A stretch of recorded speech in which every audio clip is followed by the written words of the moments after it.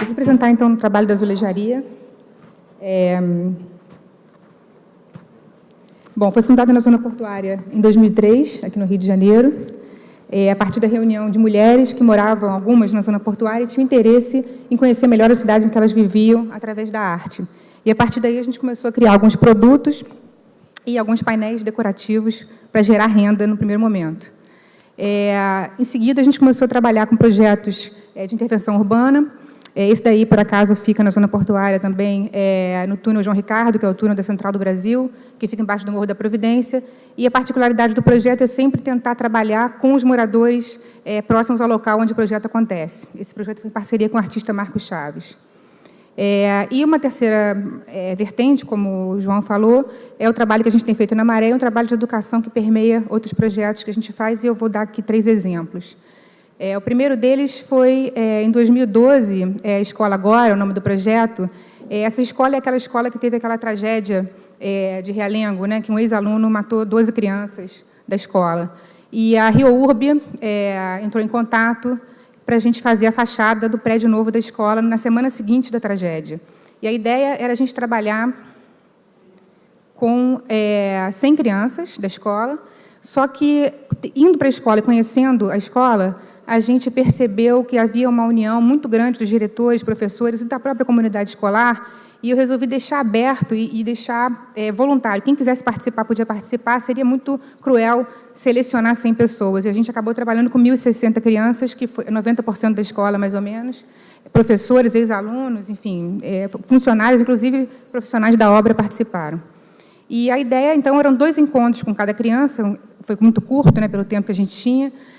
Um primeiro encontro, a gente tenta desenvolver uma ideia, e essa ideia vinha a partir de uma pergunta que era: o que é escola para você? E essa pergunta é muito simples, só que, na verdade, ela foi muito importante porque eles precisavam ressignificar aquele espaço, né, que tinha sido tão maltratado. Então, o primeiro encontro é um desenho no papel, o segundo encontro, esse desenho vai para o azulejo, e do azulejo a gente acabou montando um painel que ficou no pátio da escola. Esse painel não era previsto, o previsto era só a fachada. Só que, quando a gente começou a fazer as oficinas, eu fiquei muito impressionada com a alegria das crianças de participar, e os desenhos diziam muito momento presente. Ninguém estava ali chorando muito passado, estava todo mundo muito querendo superar. E isso foi muito forte. Por isso a ideia do Escola Agora, né? Porque a ideia da educação e do momento era o momento presente, era muito mais importante o momento presente. Então, a gente acabou conseguindo um outro muro, que não era previsto, no pátio da escola, e finalmente conseguiu, então, montar o desenho dessas 1.060 pessoas que participaram nesse painel. Então, aí a colocação do painel no muro. E, em paralelo, no ateliê, com as artesãs da azulejaria, a gente produzia as letras maiores da fachada principal, e depois colocou no muro. E, enfim, em linhas muito gerais, com pouco tempo que a gente tem, é a ideia desse projeto. Em seguida, a gente foi chamado pela Secretaria de Obras do município para fazer um projeto para Transcarioca, na região de Madureira. Esse projeto chama Eu Samba, Eu Jongo, Eu Rio.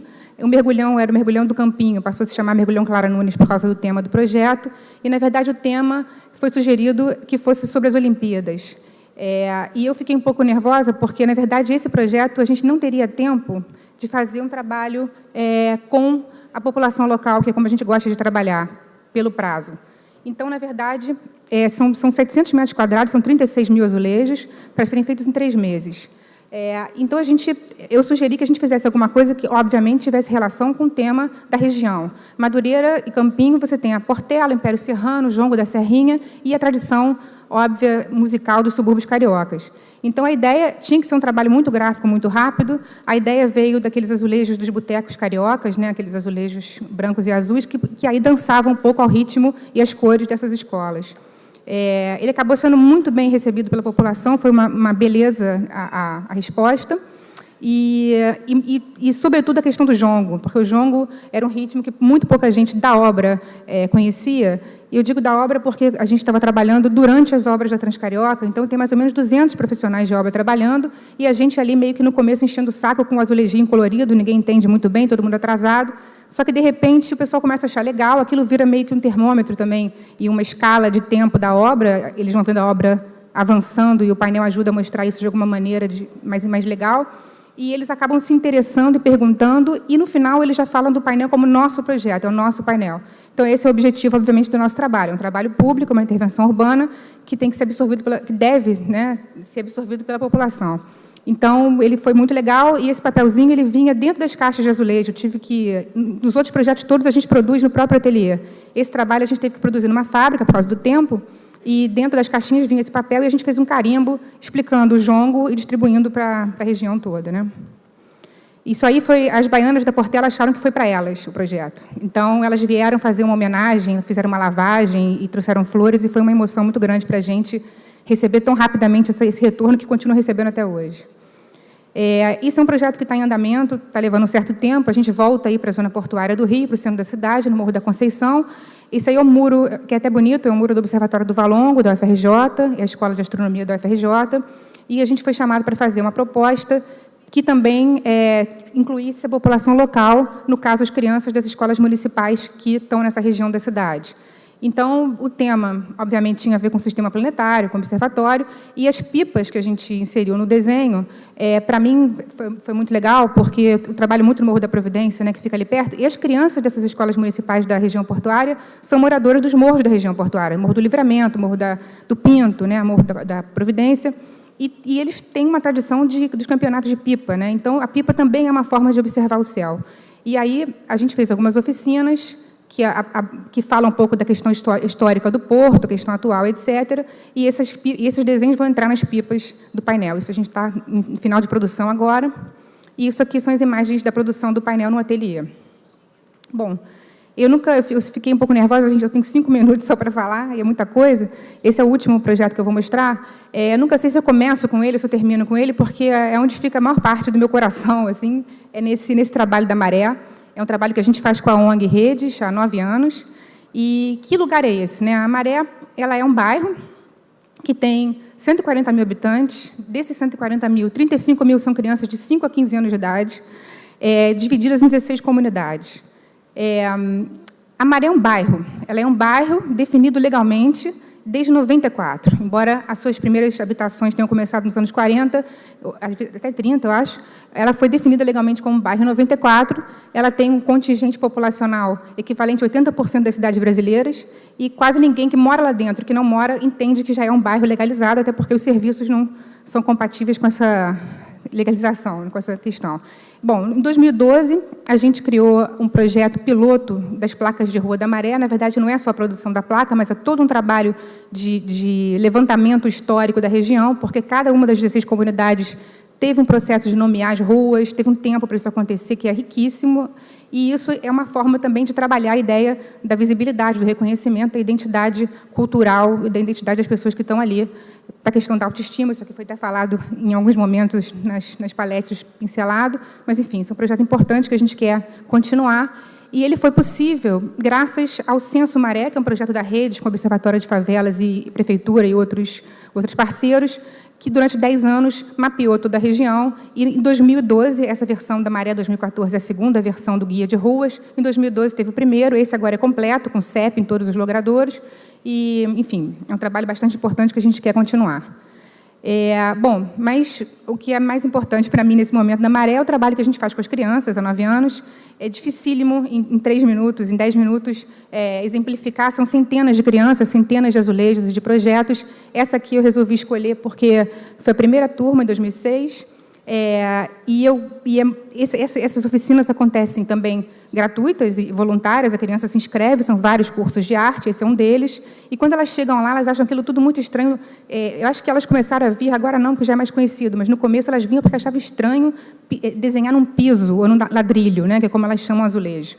E aí você conta que o azulejo, na verdade, é um garotão de mais de 3 mil anos, é um grande navegador, é muito bem casado com a arquitetura, né? Então, ele tem uma série de histórias, patrimônio, herança e tudo, e aí, de cara, elas pintam qualquer coisa no azulejo, a gente bota no forno, quando sai do forno, acontece uma coisa que eu chamo de primeiro milagre desse trabalho de educação, que é ela ter um desenho que não apaga, né? Ela tem um desenho que ela produziu, num negócio muito esquisito, que, de repente, fica bonito, que aquilo não apaga. Ela pode levar para a casa dela e não apaga. Essas crianças, geralmente, como muitos de nós sabemos, têm casas, moram em lugares muito apertados, às vezes não tem nem uma escrivaninha para estudar. A própria escola é muito debilitada em muitos casos, e a sala de aula ela precisa ser um espaço onde ela se sinta confortável para desenvolver o que ela quiser, né? O trabalho que a gente vai fazer. E, para que o trabalho aconteça bem feito, precisa haver o que eu chamo de segundo milagre, que é uma integração da turma. Essa turma já veio muito pronta, ela veio muito animada, ela fazia parte de um mesmo grupo da escola, e foi muito legal. A turma do ano seguinte foi uma turma muito complicada, por exemplo, porque tinha um aluno cujo pai tinha matado o tio do outro aluno de uma maneira extremamente brutal e muito conhecida na época. Então, foi muito complicado ter esse segundo milagre, que eu chamo que é o momento em que eles se sentem completamente à vontade com a gente e com eles, né? Que existe uma conexão e uma relação de respeito para que o trabalho possa acontecer bem. Né? Nessa turma aqui, apesar dessa reunião toda maravilhosa que teve, tinha uma questão externa também, que é muito importante levar em conta nesse trabalho, é que o caveirão, todo mundo aqui conhece do Brasil, mas quem não conhece é um carro blindado da Polícia Especial, que tem como símbolo uma caveira. Ele entra na favela para, enfim, fazer alguma intervenção policial. E tem uma coisa muito cruel que eu não conhecia na época, que ele vem com uma musiquinha, às vezes, e ele, num alto-falante, ele diz para a criança que ele oferece um pintinho para um bandido. Né? Para a criança poder dizer onde está o bandido, ele oferece um pintinho com uma música. Essa música era um pesadelo para as crianças, elas tinham pesadelos, a gente ficou 2 ou 3 meses trabalhando com eles, e todos os desenhos, em todas as histórias, o caveirão aparecia, a gente não conseguia entrar nos temas que a gente tinha preparado, porque qualquer coisa que acontecia, vinha um caveirão no final, matava todo mundo, então era um negócio um pouco complicado. Até que a coisa foi melhorando, a situação da própria comunidade foi aliviando um pouco essa situação. Esse aqui, esses desenhos que vocês estão vendo, fazem parte de um painel que fica na fachada externa da ONG, que é um painel baseado na história do Guarani, de José de Alencar. As crianças, na época, estavam trabalhando a ideia da história do Brasil na escola, estavam tendo muita dificuldade de concentração por conta do que estava acontecendo, e a história do Guarani ajudou um pouco, porque, na verdade, é uma história de amor entre o índio, a portuguesa e tal, e a gente trabalhou a ópera do Carlos Gomes, a gente foi ao Museu Histórico Nacional, Museu do Índio, enfim, a gente tentou trazer, como a gente vem fazendo esses anos todos, outras referências e outros estímulos, né, para o projeto. E, bom, isso aqui eu só quis botar uma foto rápida da turma desse ano, uma parte da turma, tem um grupo maior. O tema desse ano é o Rinoceronte, é uma peça teatral do Ionesco, e tem uma razão para isso, mas eu não vou ter tempo de contar.